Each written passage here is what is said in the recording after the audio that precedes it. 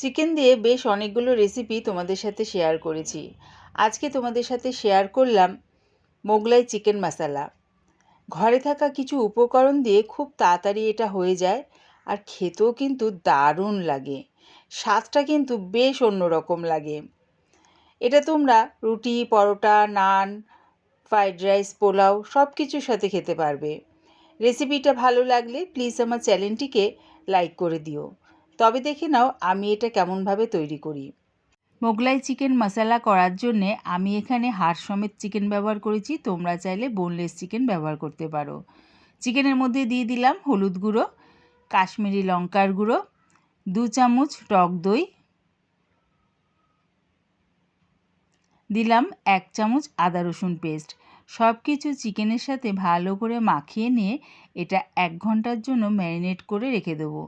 তোমাদের হাতে যদি কম সময় থাকে তাহলে অবশ্যই কিন্তু আধ ঘন্টা হলো ম্যারিনেট করে রেখে দিও।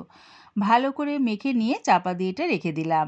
গ্যাসটাকে হাই ফ্লেমে রেখে একটা কড়া বসিয়ে দিয়েছি। তার মধ্যে দিয়ে দিলাম বেশ খানিকটা রিফাইন তেল। তেলটা ভালো মতন গরম হয়ে গেলে 4টে মাঝারি সাইজের পেঁয়াজ স্লাইস করে কুচিয়ে নিয়েছি, সেটা দিয়ে দিলাম। পেঁয়াজটাকে আমি লাল লাল করে ভেজে নেব, মানে পেঁয়াজটা আমি বেরেস্তা করে নেব। দেখো ঠিক এরকম লাল লাল করে ভাজা হয়ে গেছে। এবার এটা নাবিয়ে ঠান্ডা করে নেব। এবারে গ্যাসটাকে আমি মিডিয়ামে করে দিলাম।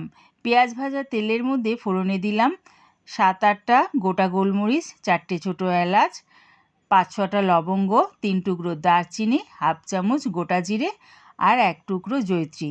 যখন দেখবে ফোড়নের থেকে সুন্দর একটা গন্ধ বেরোচ্ছে তখন দিয়ে দিলাম ম্যারিনেট করা চিকেনটাকে। এবারে আমি গ্যাসটাকে হাই ফ্লেমে করে চিকেনটাকে আমি 5 মিনিট ধরে তেলের সাথে মিশিয়ে নিয়ে কষিয়ে নিলাম। চিকেনটাকে আমি 5 মিনিট ধরে গ্যাসটাকে হাই ফ্লেমে রেখে কষিয়ে নিয়েছি। এবারে এর মধ্যে দিয়ে দিলাম ঝাল লঙ্কার গুঁড়ো 1 চামচ, 1 চামচ ধনের গুঁড়ো, 1 চামচ জিরের গুঁড়ো, দিলাম স্বাদ অনুযায়ী নুন। আর যে বাটির মধ্যে চিকেনটা আমি ম্যারিনেট করে রেখেছিলাম সেই বাটির মধ্যে হাফ কাপের মতন জল দিয়ে সেই বাটি ধোয়া জলটা দিয়ে দিলাম। সব কিছু এবারে ভালো করে মিশিয়ে নিয়ে গ্যাসটাকে আমি একদম লোতে রেখে চাপা দিয়ে এটা হতে দেব। মাঝের মধ্যে খালি চাপাটা খুলে একটু নাড়িয়ে চাড়িয়ে নেব। গ্যাসটাকে লোতে রেখে চাপা দিয়ে যদি এটা করা হয় তাহলে দেখবে চিকেনের থেকে কিন্তু বেশ খানিকটা জল বেরোয়। সেই জলেই কিন্তু চিকেনটা সেদ্ধ হয়ে যাবে। আলাদা করে আর বাইরে থেকে জল ব্যবহার করতে লাগবে না। চিকেনটা কষাতে কষাতে একটা পেস্ট বানিয়ে নেব। বেরেস্তাটা ভেজে রেখেছিলাম, ওটা ঠান্ডা হয়ে যাবার পর সবটাই মিক্সির জারে দিয়ে দিলাম।